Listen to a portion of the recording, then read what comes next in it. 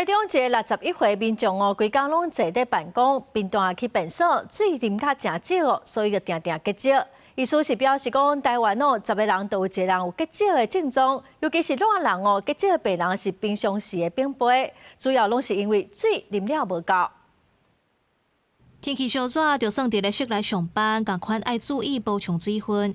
台中有一个61岁吴先生，因为工课无闲，久长坐办公室，为着无爱上便所加麻烦，就较少咧啉水，煞地输腰子结石发病。 腰突然开始酸痛起来，很严重的酸痛，这样，那他就认为应该是结石又复发了，所以就去到附近的医院。医师表示，这个患者本身的体质就较会结石啊。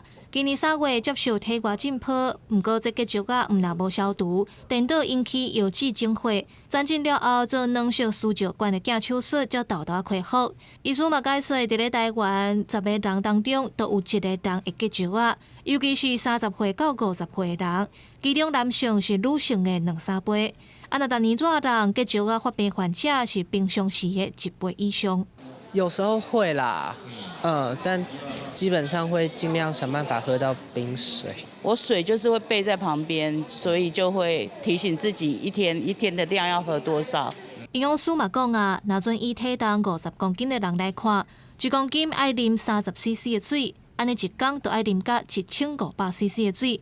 水若啉无够，就会致输尿甲血浓度上高，增加结石的风险。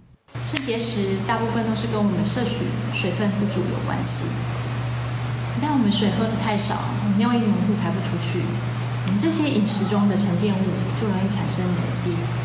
营养师表示，结石的成分大部分拢是钙质甲草酸的结合，所以毋若爱食啉水，一钙嘛毋通啉伤济，嘛要注意这盐莫食伤济，才会当避免结石的风险。公视新闻综合报道。